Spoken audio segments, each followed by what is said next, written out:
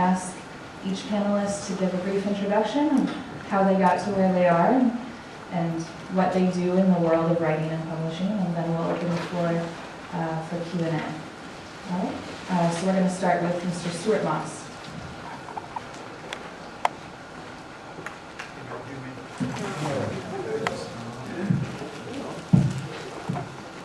How's this? Good. I'm Stuart Moss. I'm the Executive Director of the Writers Center. And here is the tri-quarterly workshop and event guide. We have a new one coming out actually at the end of this week. This is the old one, but still some workshops in here are current. The Writers Center, I'll be saying more about it when it's my time to speak, but very briefly, the Writers Center was founded about 35 years ago at Glen Echo Park in Bethesda. We've moved a couple of times, and for the past 18 years we've been at our current location on Wall Street, just off Wisconsin Avenue in downtown Bethesda. We offer about 300 writing workshops a year covering all genres imaginable, including memoir, personal essay, novel, screenwriting, anything you can think of. We also have satellite locations in Annapolis at Maryland Hall for the Creative Arts, on Capitol Hill at the New Hill Center, which is just across the street from Eastern Market, and also at the McLean Community Center. We do an occasional program in Leesburg and also in Arlington.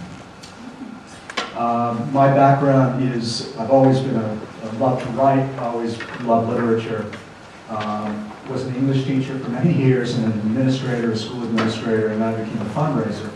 And shortly after relocating to the East Coast, to Annapolis from Southern California, where I've been living with my family, I found out about the Writers Center. I was a poet writing in isolation and saw an opportunity to get some feedback and some support from other poets, because as we all know, those of us that have tried to write, it's a tremendously isolated kind of endeavor, and we need the support and feedback of others.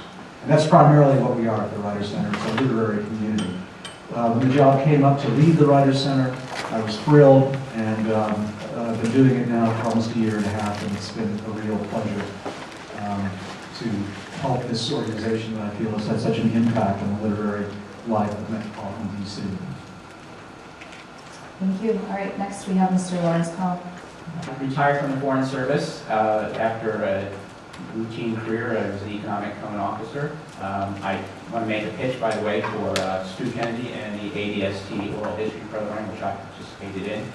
Right before I retired, I underwent the oral history process of being interviewed by Stu, and within about a year or so, it was published on the web under frontlinediplomacy.org. I really would encourage everybody to consider doing a oral history with ADST.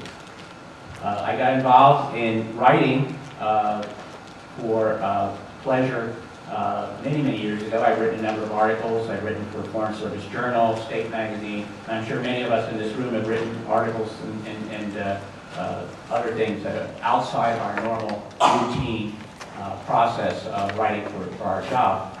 But I also started in the 1990s and with my father's notes and memoirs, writing about the family, and over the course of years crafted a book, finished it about a year or two after I retired, and then eventually published it in 2011. I was just going to briefly describe the process of writing, but more importantly, how you get published after you have a finished product. And here is where it gets a little sticky. Even if you do have a book that you will have that you've already completed, the question is what you do with it. I went around to a number of publishers, did not get much of a reaction. A first-time author, really swimming upstream when it comes to publishing a full book. And then I decided to self-publish. It got the book out quite quickly. There were certainly many advantages to doing a self-publication. There were many disadvantages, but at the end of the day, I'm fairly happy that I got the book out. I got it on ebooks. It's out there and available to the general public. So it was certainly, at the end of the day, a very rewarding process. And perhaps I can explain how I went about doing that. Thank you. We have Ms. Joanne Husky.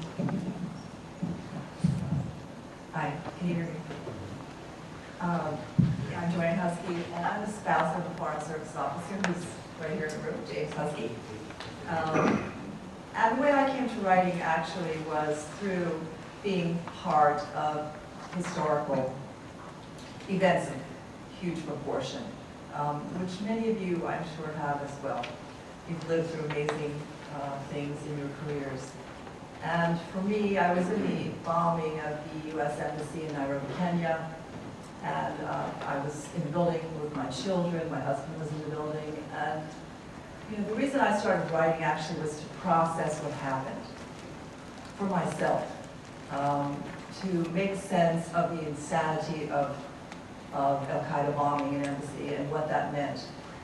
And I originally wrote an article which was published first in State Magazine, then I got an article published in Newsweek, and then the Washington Post, and some articles sold. And I realized there was an interest not only within the Foreign Service, but certainly beyond the Foreign Service. And then, that expanded as I thought about the experiences I'd had in my life. We lived in China during the Tiananmen Square massacre and all of that. I realized there was something that needed to be said from the point of view of being a spouse, of being a family member, and what it's like to live through some of these historical events and why do it, and the kinds of contributions you can make in countries that you live when these kind of huge historical events happen. So my articles expanded into eventually a book. And I'm sure, like all of you, many people say when they hear your life story, they say, oh, you should write a book. But it's not as easy as one might think to just sit down and write a book. It took a lot of time for me to come to a finished product. And my book came out in the beginning of 2010, and thanks to Marjorie Thompson here at ADST, who saw the value of hearing from someone like you who's not the diplomat. The name of my book is The Unofficial Diplomat. And originally my intention really was to bring it to a broader audience, not just to you kinds of people, but to people who know nothing about the Foreign Service, who know nothing about why people would even think of being diplomats. And so I really felt that there was a story to be told, and that's why I wanted to publish. And it's been really, really fun. And I guess we'll get a chance to talk about that. Just the way, once you do write something and it gets out into the ether, where it shows up and who finds it and reads it and writes to you, it's a phenomenal process. So I'd be happy to talk about that. Thank you. Next we have Ms. Sarah Tabor. Okay, wonderful to be here with a Foreign Service spouse, because I'm a CIA kid, so we've got the range here. One of each, it seems like. My new memoir, Born Under an Assumed Name, the memoir of a Cold War spy's daughter, just came out. My father was a covert operative. We lived all over Asia and Europe. Bringing this book to hardcover was a long and wonderful and arduous process. Basically, I wrote it because I wanted to write the inside story of what it's like to grow up in the CIA and to talk about the hard stuff, the emotional story behind, living in this organization characterized by secrecy, stoicism, and silence. And it's kind of two parallel stories. It's the story of my father, his covert work to the degree I know it, and his growing concern and disaffection with his work. And the other part of the story is mine, which is about a girl growing up in different cultures, loving different cultures, and also struggling to belong, moving from place to place. And also it's about the struggle about what it means to be American. And the book kind of traces my and my father's relationship to being an American over time as we go through the Cold War. So all of this was, writing the book was my way of just sorting all this out, moving so many times, living in so many fabulous cultures, and having a father engaged in morally questionable but fascinating work needed some sorting. I have training in cross-cultural human development, and so my earlier books are portraits of other cultures. I wrote one on Argentina called Dusk on the Campo, a journey in Patagonia, and then another about the French, and it's about a loaf of French bread called Bread of Three Rivers, the story of a French loaf. And those spring from my Foreign Service childhood, falling in love with different cultures, and they're basically excuses to go abroad. So anyway, and I've also written many essays and memoirs in shorter form. And I was going to talk later about what makes for exciting writing about a Foreign Service life. So just give you a few pointers on that. So glad you're all here. Thank you. Thank you. Next we have Mr. Stu Kennedy. Good. First of all, this is the digital recorder. And I urge all of you, if your parents are still alive, or you've got uncles or anybody else, go out and interview them. If they're not alive and you've got kids, have them interview you. Because all of you represent a wonderful repository of knowledge about the world, Americans and all, and the more we get this into the record, the better. You can take it from this right in and plug it after you've done an interview right into your computer, and it will play back to you. It's not, you don't have to go through the tape process. So that's my big pitch. I retired, I spent 30 years in the Foreign Service, essentially as a consular officer.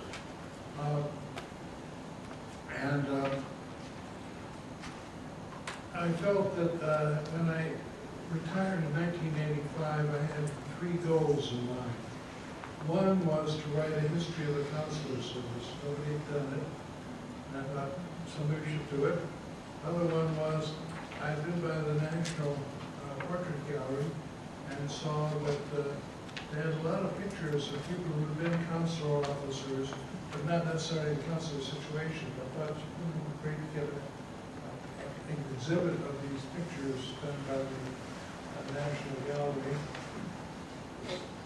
The third one was to start an oral history program. I haven't gotten an art gallery to do anything yet. I really haven't done much with this, but I hope someday we can maybe get that going. But I have written a book called The American Consul, which is a history of the consular service. It's filling in a gap, as we know, people who, embassies only cover where, in the countries, and for most of the time that we've had, the United States has been in existence, we've had very large consular presence in Latin America, in Africa, and Asia, which are actually represented by embassies in Spain, and Portugal, Great Britain, and all. And so this is working now to talk about the history of these things. And again, I urge you to, there's a phase of your experience in work that you want to write about, whether it's your family, your father, your experience as a wife, or the experience as a communicator, what have you. Write about it. The more we get out this information out there, the American public will be more knowledgeable, and you will certainly have the advantage of getting it out. Don't want to have these things locking up inside of you. Anyway, we've had this oral history program going now for about 25 years. These are not short. I did one interview with a gentleman you probably never heard of called Thomas Pickering. And it's only 48 hours of talk. He did most of the talking. But our normal interview these days lasts about 10 hours, which is a long interview. So the earlier ones I did were much shorter. Yeah. a wonderful repository of people who talk about not just what they did in the foreign service, but talk about their early upbringing. And there are two themes that one can write about. I have it, and it's out there in our oral histories, the rise of women in the foreign service, difficulties involved, and all of a sudden we've got 3 secretaries of state, and many more ambassadors, and the other one is of minorities. And these are well described in these oral histories, so it's a wonderful source, and it's out there in the Library of Congress website. And I'll leave it at that, but I'm happy to talk more. Thank you. And finally, we have Ms. Marjorie Thompson. Before I talk about myself, I want to just point out that Stuart's being too modest. There's over 1,700 of these oral histories that are now in the program. Excuse me. And most of them are up on the Library of Congress website called Frontline Diplomacy. And Stuart's a hero of the ADST. And you didn't really say much about ADST, which is the Association for Diplomatic Studies and Training, where Stu and I both work, and where Joanne's book was in one of our series. Just a brief mention of what we do, because Ken Brown, our president, is going to be talking to you next Wednesday, and you'll have a lot more interesting things to say about ADST. The two main goals, aims, etc., advancing knowledge of U.S. diplomacy, which we do primarily through Stu's oral history program and my book programs, and supporting the Foreign Service Institute. And there's lots of different ways we do that. Ken Brown will talk to you about that. I'm the publishing director and series editor of the ADST, and I've been doing this since 1995. Before that, I spent 14 years at Georgetown University Institute for the Study of Diplomacy, also doing books on diplomacy. And people ask me about where I served in the Foreign Service, and I say, well, I've had about 100 different careers, all of them vicarious, because I've worked on so many books by so many diplomats, and each time I have all these adventures and mishaps and glories and so on. Joanne's book was full of stuff like that. She didn't mention, I don't think she did, Tiananmen Square, where her husband was in the thick of it, and then you were down in Shanghai, formerly Madras, and had a lot of interesting adventures there, and did a lot of really creative things as a Foreign Service spouse. And she's written about it, and the book is terrific. I didn't bring your book because I've got all these other ones here to show off with. When I first came to ADST, I was sort of lured over by Steve Lowe, who was then our president, and Bob Miller, who was president of JACOR, and they wanted me to create a book series about diplomats and diplomacy, because they had various retirees and others coming to them and saying, can you help me get my book published? So they put their heads together and said, let's get Marjorie to do it. So that's where I've been ever since. And that's the watchword, I guess, out there in the diplomatic community, which is nice most of the time, except I'm really overwhelmed. I've got so many authors that are, I guess a lot of you probably have a manuscript in your desk just waiting to gloss them out. But it's always sort of, oh, you're writing something, call Marjorie. So here I am, and that was part of the other part of why they recruited me, was to be a sort of amanuensis to people in the Foreign Service who want to write and publish if they can. I had, did they all get these lists? Oh, Well, I printed out the lists of books in both of our series. I thought I could just point you to them. Stuart's done more than write the book on the American Consul. He's done several other books, and some of them together with a colleague, Bill Morgan, on American diplomacy, the Foreign Service at work, and there was quite a few others. We use our oral history, taking excerpts from the oral histories. Yeah. And it makes for very interesting reading. Well, the main series that I started that they asked me to create is called the ADST JACOR Diplomats and Diplomacy series. And it's it's kind of a clunky name to go on the title page, and publishers have trouble with it. So we always have a page facing the, here's what published by different publishers. And we go through a peer review process, same as the university presses do, and make a judgment based on the peer review. And sometimes the authors will do a lot of new writing in response to the peer review. And if it, if we think that this is a book that a publisher will publish, then I go out into the world and I act like an agent and try to find a publisher to place the book. And we have a lot of different publishers. And people look at the list, as you'll see, they say, well, who's your publisher? And I say, well, it's, But my experience, I have to warn you in case you're interested in writing and approaching me, my experience is almost all with scholarly presses, university presses, professional presses, not the big guys in New York. I've never had a success with them. The trade press, the one trade press that I've done a lot of books with is Potomac Books, which used to be Grassy's.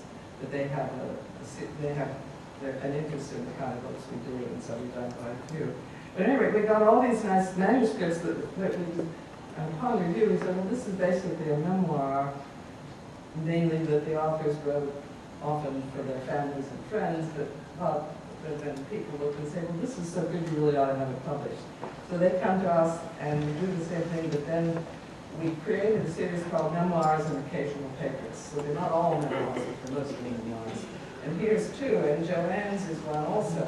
This is one of the latest, Mossy Memoir of a Rolling Stone by Thompson Buchanan, Tom. Had a lot of interesting experiences, in Moscow and other places in Africa. And this is just out. And this is a very unusual one. I brought it along just because it's so unusual. By Helen Lyman, who is no longer with us. She was the wife of Ambassador Princeton Lyman, who I'm sure most of you are familiar with. And it's called Not to the Manner Born. And she didn't like having to be a Foreign Service wife. And so she wrote a lot of different essays, and we sort of put them together into a book and ended with a couple of her poems. But it's a lovely book, and it's not your typical memoir.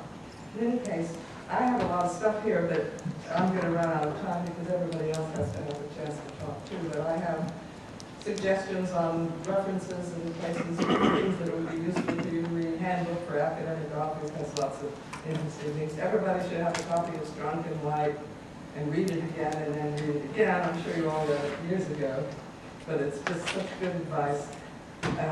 If you're trying to place your manuscript, this is sort of one of the handiest things I have, the directory of the Association of American University Presses. They give a lot of detail about what kind of books they publish, series, and so on, and who the people are that you want to contact.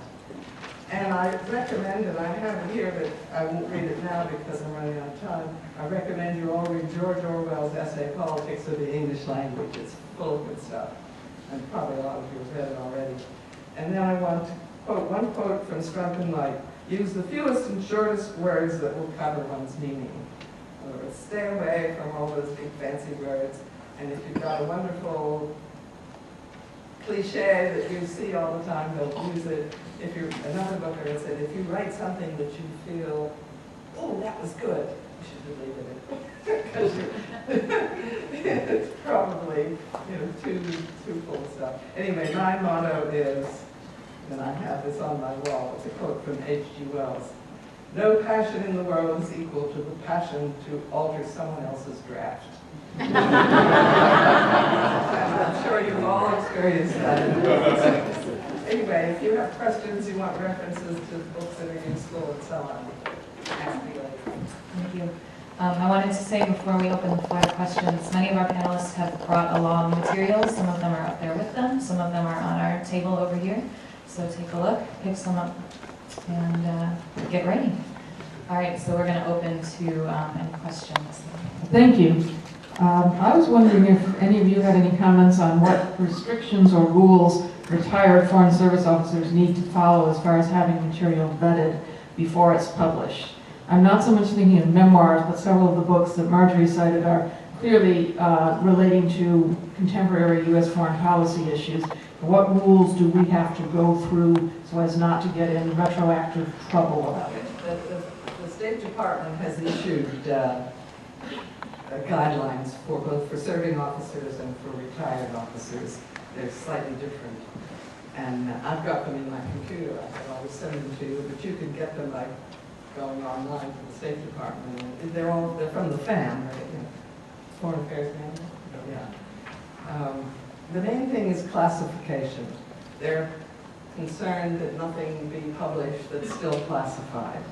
But if you submit your manuscript for clearance, you might find that things that aren't really classified get taken up too, like any reference to intelligence, that sort of thing. Who? Intelligence? Who? Us? Yeah, it's one of the things we tread rather carefully about is the serving intelligence office at an embassy or something, station chief. Talk about the CIA, that's all right, that's big in this. But operations, obviously, we don't talk about. And in most countries, the head of the CIA is station chief is not named. And so you avoid talking about that, but there's a lot of saying, and then other agencies didn't agree with me, you know, the administrator said, we leave that in, but one has to be careful. But a lot less careful than you might think, because by the time a person is retired, has done their oral history, we type it up as we're talking about at the earliest couple of years, and time passes on. And there's still these things are not as sensitive as they used to be. I will say this, that in our oral histories, we've had this out for a long time. Interviewed, I can't tell you how many people I've interviewed who have served in Israel or dealt with Israel. You would think this would be sensitive as all hell. Nothing is blown up in our faces. People just, you know, unhappy with it. It's not a harmonious relationship. It never has been. And people are very frank about this. But this is not really that sensitive. It doesn't appear to be.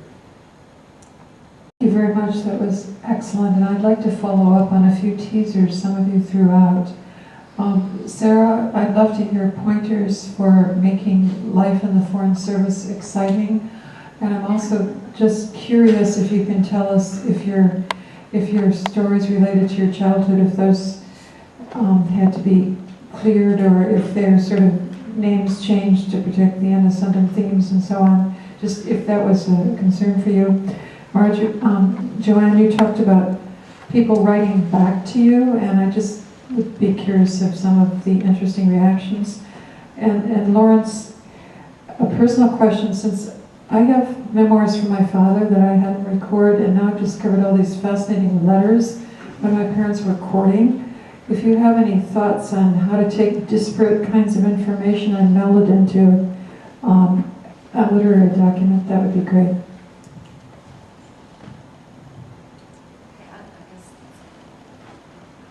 Well, thank you for those questions. Yeah, I'll take a few minutes here because I thought we had another round of us before the questions, so I'll give you my pointers. My main point is, of course, all of you have fabulous stories. You know, you've had amazing lives. But in my many years of teaching, I've taught at the Writers Center for about 17 years, and I taught in universities, Vermont College of Fine Arts and Johns Hopkins. And with foreign service people, I've noticed there's several limitations in the writing, and I wanted to just give you a heads up so you can have them all at the pass. So the 3 points are often there's not enough specificity or concrete or sensory detail. People don't write enough full-fledged scenes, and I'm going to exemplify these in a second. And also people don't reflect enough or reflect on what the meaning of their experiences or anecdotes are. So to give you an example, I'll talk about reflection first. I had one student, and maybe you know him, who told this fabulous story about, I don't know where it was, it might have in Indonesia or somewhere like that, where the people, the people in the embassy or consulate, Thanksgiving was coming up, and they had no access to turkeys. So they had to order turkeys from, like, let's say Kuala Lumpur, and have them flown over for Thanksgiving. And when the plane arrived, it was one of these small planes, it couldn't land because of the insurgency. The insurgency had risen up. And so the pilot or the co-pilot or somebody decided to drop the turkeys out of the plane.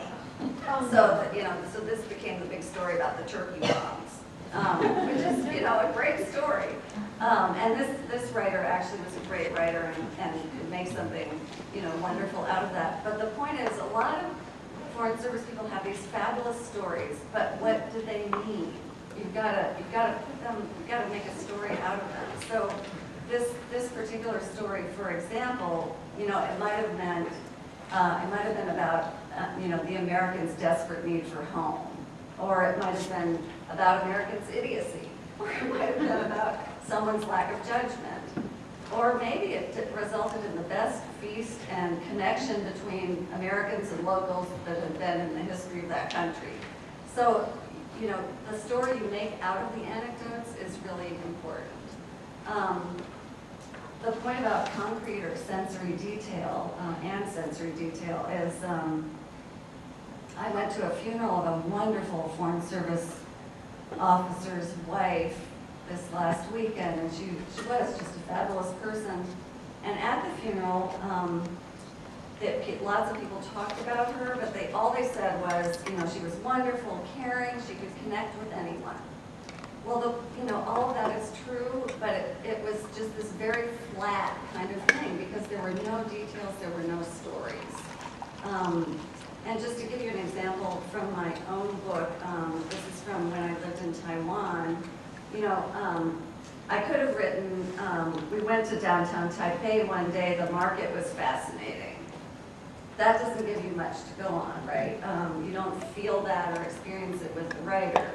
So here, in my effort to get the reader to experience it, I wrote very quickly, the streets as we walked were a whirl of stink, color, and pride. Long vertical banners of cloth with big Chinese characters fluttered in front of all the small jumbled shops set side by side on the crowded narrow street. They were messy places, piled with plastic toys in buckets, cascades of rubber shoes, stacks of hard Chinese pillows, bolts of cloth, and tubs of smelly fish heads, noodles, and chicken feet. So you get, obviously more textures, smells, tastes out of that. And I had to work really hard at all of this, mind you. It's a lot of work to make somewhere come alive. And my last point is, people often forget to really highlight their pivotal moments, and a good book is made out of these wonderful scenes. And to give you an idea of the scene writing, I'm gonna conclude with a little scene from my childhood. And again, here I could have written, one night this weird thing happened. This Chinese man came to our house and hid in the house. I could have just said that, or I could have written something that hopefully makes it come more alive for the reader.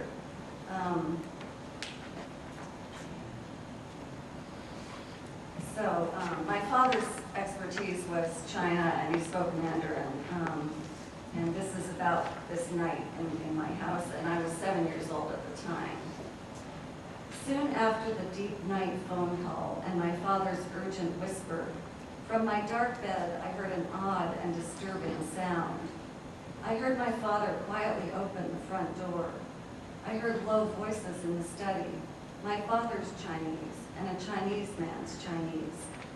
I tiptoed into the hall and saw a man with a worried face being given a cup of tea by my mother. She and my father wore their Japanese yukatas. I could tell by the way my mother was standing with her arms wrapped tightly around each other that she was afraid. Then suddenly my mother turned and saw me. She rushed toward me and hissed, "Come here, Sarah, I'm putting you in Andy's room tonight," my younger brother. "But Mom," I said, "you do Do as I say, she said, her hands shaking, pushing me out of the hall. She hurriedly made me a pallet of rush mats and sheets on Andy's floor and made me lie down. Now go to sleep, don't say a word. And she rushed out of the room. Then she did something she had never done before. I heard her lock the bedroom door behind her. Feeling my mother's haste and terror in my own body, I couldn't close my eyes. On my pallet, I listened to my parents and the Chinese man speaking in the hush. There were long yammers, and then whispers, and then slower yammers in a string. I heard my mother hurriedly tiptoeing around and closing doors. Then the Chinese became lower and lower, like an eel lashing in the sea. So just an example of just slow yourselves down and really relish the moments, these important moments. And then finally, I just wanted to say I have a blog in which I'm writing now about memoir writing, and I'm writing about all the conundrums of a memoir writer faces, like, who am I to be writing this? Why should anyone care? What is the truth anyway? What story can I make out of my life? Should I write about my family? All these issues that come up for the memoir writer. And I wanted to mention too, I have this little book called A Sparkling Read, which is, its subtitle is What Makes a Memoir of an Ordinary Life Unordinary? And it's a quick guide to 100 great memoirs and why they're so good. And that's up here, in case that's of interest. So thank you for listening. Good luck with your writing. In doing oral histories, I find sometimes I usually just ask the person to sit back and relax. But every once in a while, I feel I really should underline, keeping in mind there's a reader there who doesn't understand bureaucratic behavior at all. I mean, I'll give you a short example. There was a time when I think it was in Spain when Pinochet was arrested on human rights violations. The secretary, there was a Madeleine Albright, was saying, what do we do about this? And so there was a meeting, and the lady I was interviewing was from the Human Rights Bureau, and she was ignored, pretty much. And all of a sudden, the political officer types were putting together, oh, we want to duck this one and how to waffle out of it and get out, let's keep ourselves uncommitted. Well, they got to the meeting, and Madeleine Albright said, well, I'm finally glad they got that phone. All of a sudden, everybody, all these people who ignored the human rights first all turned to her, so what are you going to do about it? And I pointed out that this is very much just by a word or two from the top person, you can change the whole attitude of a meeting. And from time to time, I put this in to let people know something really happened here. I think we still got two dangling questions here. First of all, answer your question, but also to add some important point here. I think one of the problems about all of the writing, that these are all wonderful stories that people in the Foreign Service have, is that we kind of talk to each other, and our articles pass around among each other and among expatriates, but that, it's really important to get it outside of that circle and let people understand what our lives are about and what history is about. And in response to your question about people, responding, it's just, for any of you who've written, you understand this, but once it's out on the internet, then you just never know where it's going to be. And I've had amazing responses. For example, there was a full-page article about my book in Papua New Guinea. How did it get there? I don't know. I never lived in Papua New Guinea. When I went to an interview one time, the person said, I know all about you, I read your book. So, I've had people in the foreign service, in schools of like where Emily is studying now at AU, saying that your book had a great influence on me about what it would be like if I wanted to have a life like that and bring my spouse in. I also did a radio tour and spoke on about 16 different radio stations around the United States. The questions that came in were from, farmers and people in the middle of the country who had no idea about what it was like to be a diplomat or be in a diplomatic family or live overseas, and furthermore, couldn't understand why you'd want to do it. That was big. Why would you do that? I mean, why would you want to live in India? Why would you want to live in the middle of Tiananmen Square? So the process of educating people beyond us, beyond our circle, I think is really important, and we haven't talked about, but one of the things that really you have to think about when you write a book is publicizing the book, because it's 50% or more. You know, if you can't get it out and people don't ever see it, and you know, if it's not read, then there's no point in writing a book. So the publicity part is huge, and I think a lot of people go ahead and write their book, take their courses at the Writers' Center and all of that, which is great, but they don't think about how's anybody going to see it. First of all, I'd like to say that there are stories in my ADST oral history that my wife doesn't even know about. So you can get some really, really great, if you have good anecdotes, personal stories. I'm not talking about the policy stuff, but the things that have happened to you. It's a great place to put those stories. In my case, this is a family memoir, and I'll just say that if you haven't done anything with your family, with your parents, or you don't have any letters that you've saved or anything like that, it's going to be really tough to start from ground zero. We really have to build a family memoir over time. It's not something you can just switch on. In my case, I have letters that I had in exchange with my great uncle back when I was in college that I used for my history. I have a videotape of my grandparents. I have my father, who's written chapters of what turned out to be this book before he passed away. So it really takes a lot of time. Interest in genealogy, interest in social history is all vital in doing a family memoir. It's not, it's just not a recitation of stories.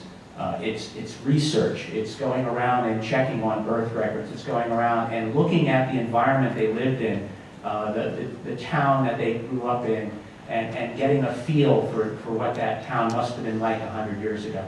And in this case, the book emerged because my father, before he passed away, went into a deep depression when memories that he had repressed for 70 years, he heard a remark at a family gathering, and all of a sudden these memories that had been repressed for so long just flooded out of him. And based on that, on all those things that he could remember, going back to not only from his childhood, but to the childhood of his parents and even to the time of his grandparents, that's what he related. He typed it up on an old Radio Shack Tandy computer. It wasn't old then, now we look at it as an antique, but he typed up these stories, and then I spent the better part of a decade editing what he did. And then finally, when I felt that I had all the information down and I had a very compelling saga, and I did have people read it and give me feedback on it, then I felt it was time to publish. As I said at the outset, publishing is really the Achilles heel here. You could have the most wonderful story on the planet, and if you can't get it out there, it's just going to be lost. So I did shop this story around. I found it to be a very demeaning process, a waste of time in a certain sense. Then finally decided, really, this is for the family. This is for me. I'm not looking to make thousands of dollars off this. I self-published. It took about 3 months to do. The good news is that it's quick. The bad news is you've got to do a lot of the work yourself, and they outsource everything, so the guidance there is a bit skewed. But you do get the finished product out the door, and so that's really the story. The name of the book, by the way, is called Chicken Hill Chronicle, and Chicken Hill was the name of the neighborhood. It was actually the kind of the ghetto of Pottstown, Pennsylvania, if anybody here knows Pottstown. So. We have time for just a couple more questions, and then we're going to have... Oh. I don't want to take away anyone's question time. Larry and I sort of work in tandem the last 3 or 4 of these, so he always sort of sets me up. And not intentionally, but I'd just like to follow what he said, I think was some useful advice. I went to a conference a couple of weeks ago in Chicago. It's called the Associated Writing Programs Conference. It's a huge conference bringing together 11,000 people over a 4-day period from creative writing programs all over the country, from independent literary organizations like the Writers Center, from Master of Fine Arts programs at universities and also creative writing programs at colleges, many authors, many aspiring authors, publishers. There's a huge book exhibit. I went to, and as you can imagine, there's a telephone book size catalog of all the presentations and panel discussions that you can attend during this conference. I went to several of them, and looking for things that might help what we do at the Writers Center, improve what we do at the Writers Center. Let me tell you the 4 most useful things I heard attending this massive conference that I think can speak to each of you. If you are intending to write something about your experience, I think all the advice you've gotten has been wonderful advice. Sarah, who has taught at the Writers Center, that will give you some idea of the quality of instruction that you get at the Writers Center. But that plug aside, let me tell you these 4 points that you need to keep in mind if you're undertaking this project. Number 1, you have to be the creative engine. That comes first. You are the ones that are generating the manuscript. So being a writer, that's primarily where it starts. And all of the advice that you've heard, as I said, has been marvelous advice, and I urge you to follow it. Number 2, in this new realm, new landscape of publishing, new universe of publishing that we find ourselves in, it is not the traditional world that many of you may know about, and as you've just talked about. There are a huge number of options now. For example, Politics and Prose bookstore, a wonderful bookstore, independent bookstore in Washington, these sort of prime place for authors coming into, in addition to the Writers Center, for authors coming into the Washington area who have books that are coming out and want to read their books and have book signings and get their books out to the public. That's probably the best place to go. Politics and Prose a few months ago installed a machine called Opus, which they call Opus, which is a self-publishing machine. You bring a thumb drive, a USB drive with your manuscript. It could just be a Word document. They have people at Politics and Prose and the staff who will help you actually design the book. You can decide how big the pages are. You can decide what kind of typeface you want within certain limitations. And you plug this document into the machine, and within 7.5 minutes, you have a copy of your book, and they can print up to 100 copies at once. And they will sell some of them too on a consignment basis at Politics and Prose. It's among the thousands of books for sale. They've set aside one section where they're doing this. So there are also all sorts of other services. Amazon runs a service that you can use. In fact, the Writers Center which is a little bit make it unapologetically, June 23rd at the Writers Center in Bethesda, we are doing a day-long workshop called Publish Now, with a number of panels that will have on them representatives from these different kinds of publishing, as well as writers that have gone through the process themselves, from traditional publishing to self-publishing, to electronic publishing. It's from 10 to 4. We haven't worked out all the details yet, but as I say, all of the information will be on our website, www.writer.org, and the new workshop and event guide that's coming out at the end of this week will have all that information. All right, so you need to be your own editor. That's what I was saying. That's number 2. If you get your manuscript accepted by a publisher, the publisher has an editorial staff, and you work with one publisher, and there's a back and forth, and the editor will tell you how to improve the manuscript because they want the book to sell. So, but you have to assume that role yourself in the new world of publishing, in most cases. Number 3, you have to be your own administrator. You have to keep track of a timeline for completing the manuscript or short stories, when you're submitting these, whom they go to. You have to sort of keep yourself to a schedule of, if you're sending out individual pieces, to send those out on a regular basis. So on the 5th of every month, you're going to send out a new piece. You're going to send it out to these publications, and the follow-up will be 2 weeks later or 3 weeks later, whatever it is. You have to be your own administrator. And there are lots of resources for this, software resources and online resources that you can use to sort of calendarize all of this. And finally, as has been said earlier, you have to be your own marketing person, your own publications and marketing person. In the old traditional world of publishing, there's and still in a few sort of independent publishing houses that still exist, there are people that will do this. But even then, unless you're an A-list publisher, someone like John Grisham, etc., or Jonathan Franzen on the sort of literary fiction side, whose publishers, who are so big that their publishers will sort of set up the whole book tour for them and notify all the bookstores and universities and colleges and get them into book festivals and literary events. That's something that you have to do yourself. And when you talk to an agent, the agent will inevitably, the first thing they'll ask you is, what's the size of your platform? What's the size of your platform? The platform is all of the social media sites that you've used, Facebook, Twitter, blogs, your own website, that you've used to create a potential readership. And many agents won't take you on, even if they believe in the manuscript, unless they feel that you have a substantial platform. So if you have been living in isolation and have not gotten yourself involved in social media, that's probably the first place you should start while you're also working at the creative part, number one, of getting your manuscript done. Let me say one final thing too about memoir. It's not a specialty of mine, but just to kind of echo what Sarah said, you need to think of your lives, and this question came up last time I was here actually. I think Larry and I both spoke about it. You need to think of your lives in foreign service as a novel.